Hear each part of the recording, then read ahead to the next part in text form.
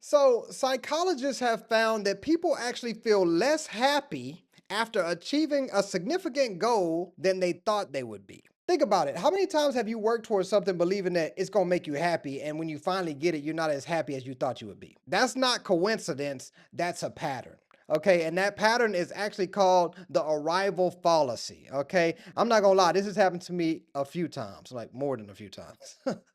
And this is why. Let's get into it. This is the lie that we believe. Okay. I'll be happy when. I'll be happy when I get the promotion.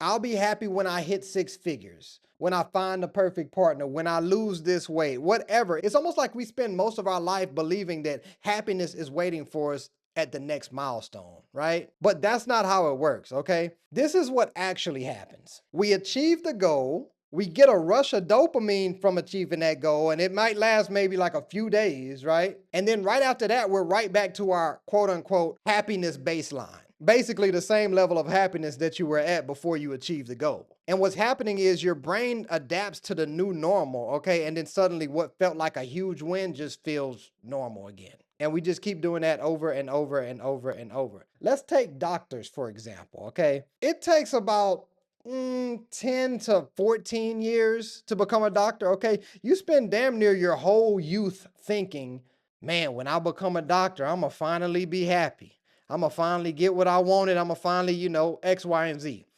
And yet, over 54% of doctors are reportedly burnt out.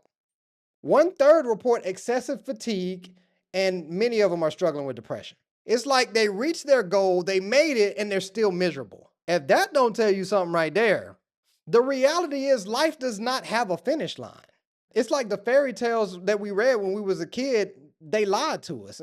There is no happily ever after. There is no happily ever after where everything is solved and you just coast. That don't happen in real life. And I know that sounds depressing, but it's true. Because if you think about it, every goal that you achieve creates a new set of problems. You get the promotion, now you have more responsibility and more stress. You buy that new house, now you got a mortgage, you got to worry about maintenance, you got to worry about repairs. You finally find that partner and fall in love, you got to maintain that relationship. We're not playing a game where the point is to play the game and win. We're playing a game where the whole point of the game is to keep playing.